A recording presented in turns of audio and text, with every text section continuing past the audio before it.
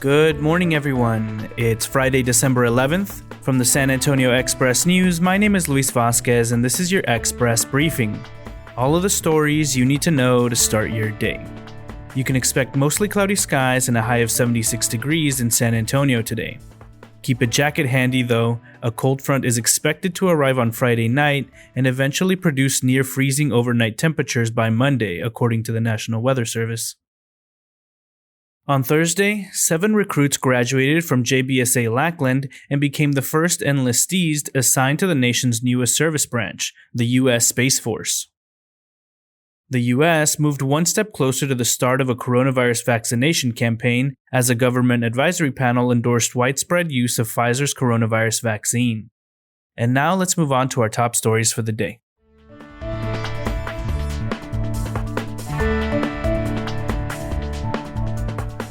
"79-year-old Ed Kelley is among the most prominent of San Antonio's old guard of business leaders. He's a veteran of as many city task forces and committees as one can count, often tapped by elected officials because of his executive experience and connections.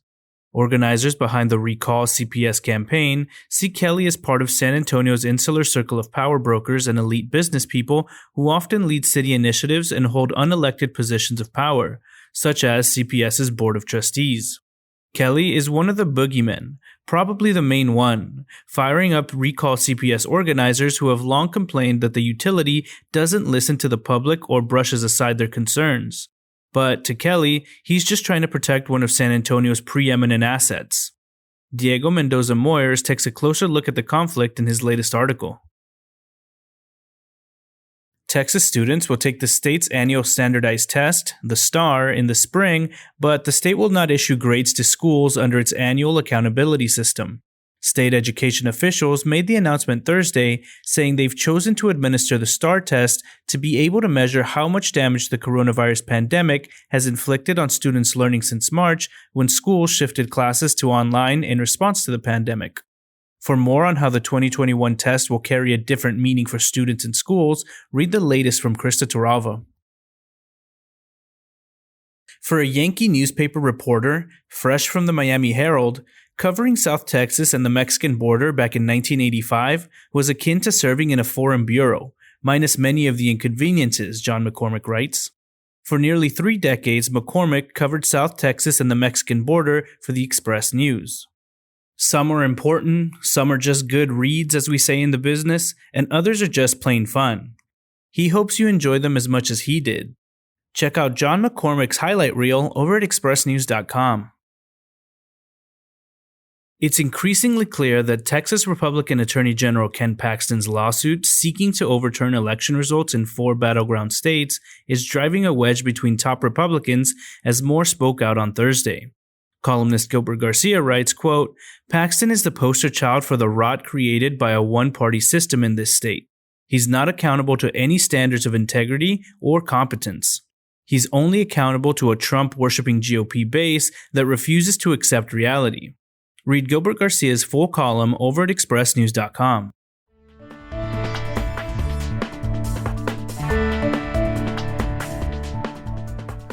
Check out our interactive map with San Antonio coronavirus testing sites that don't require a doctor's referral. It can help you find the site closest to you by entering your address, selecting a site to find out more about its location, including if it's appointment only or if it has drive-through testing. Next up are your need-to-know headlines. You can find all of these headlines and more inside of your Express News subscription.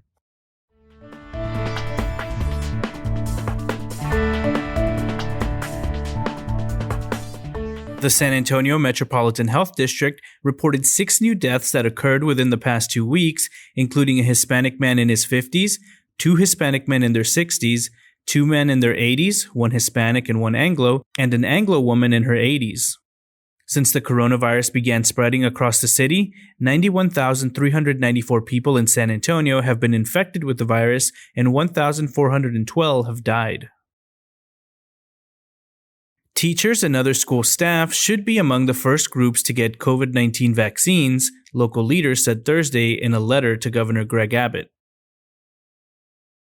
Concerns over legal issues and business practices at Blink Charging led City Council to delay a deal between the company and the city that would have seen Blink install numerous electrical vehicle charging stations on city property. An attempt by former CaptureRx CEO Christopher Hotchkiss to return to the company in an authority position has been stymied for the time being. City officials are calling for renewed focus on pedestrian safety along a dangerous West Side street after an accident claimed the lives of 2 pedestrians. Starting next month, San Antonians who call 911 for medical help might not always get an ambulance sent to their home. Instead, emergency responders will have a variety of options depending on the severity of the problem. A man who was previously pardoned by President Barack Obama is one of 8 people arrested by local, state, and federal authorities for allegedly distributing illegal drugs in San Antonio. Registered nurses looking to advance their careers will be able to earn a bachelor's degree in nursing from San Antonio College starting next fall.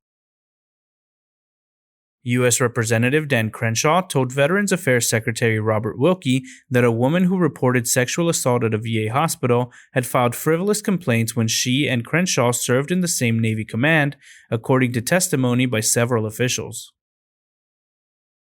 As with previous deployments to North Dakota and El Paso, Army North are sending scores of troops to support civilian hospitals overwhelmed by COVID-19 cases in Wisconsin. Some of the soldiers are from San Antonio. Despite getting battered by the pandemic in 2020, New Braunfels-based Rush Enterprises Incorporated, the largest commercial truck dealership network in North America, has announced a $100 million stock buyback and employee holiday bonus program. The Pentagon is expected to name the finalists for Space Command HQ next month, but according to the rumor mill, operated by contractors and others with ties to Air Force leadership, the decision may be all but made. And San Antonio partisans won't be happy, Greg Jefferson writes. None of it is fair, sports columnist Mike Finger writes. Not the way the rules are being made up as seasons go along, not the way an NFL team is forced to play without their quarterbacks, and not the way high school seniors are missing out on making memories they'll never have. You can read his full column over at expressnews.com. If COVID-19 protocols prevent either team from taking the field on December 29th, the Alamo Bowl is prepared to look for replacement options. Mark E. Watson III, the former CEO and president of a special insurer that has its U.S. headquarters in San Antonio, will pay a $450,000 fine related to more than $5.3 million in executive perks and personal benefits the company awarded him but were not disclosed.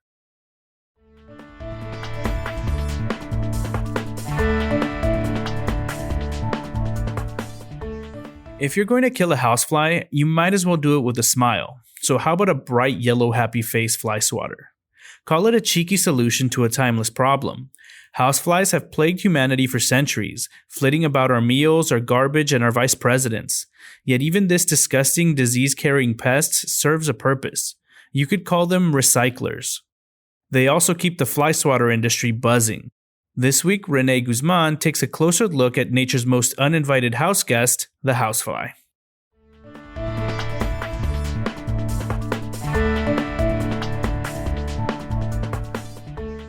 A mini mansion child's playhouse in Castle Hills is a dream come true for this San Antonio 3-year-old.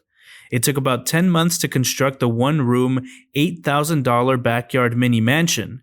It measures 10 feet by 10 feet, has a tile floor imported from Mexico, a chandelier, and plenty of plexiglass windows for safety. Richard A. Marini takes you inside the mini mansion. South Texas is in peak citrus season, and all those oranges, grapefruits, lemons, and other acidic orbs aren't going to eat themselves. We'll show you how to step up your holiday baking with 4 citrus-heavy recipes that make the most out of our region's season bounty. Take a closer look at Vegan Cafe Hash, Jewish Deli The Hayden, and Soul Food Drive-Thru Mama Lou's, 3 new restaurants that have opened up since the pandemic began. Gabriel Fluffy Iglesias has never made secret his affection for San Antonio. The comedian named a local restaurant when asked about the best food in the world. Calvin Finch has your guide to making Christmas flowers last past the holidays, while Neil Sperry addresses infected Thanksgiving cactuses, Yupon hollies and too much shade, and more in his down-to-earth column. And that's all for today. This was your Express briefing for Friday, December 11th. My name is Luis Vasquez. Please consider becoming an Express News subscriber to get in-depth coverage on all the stories you heard today. Also, be sure to rate and review this podcast inside of your Apple Podcast app, as it really helps the show.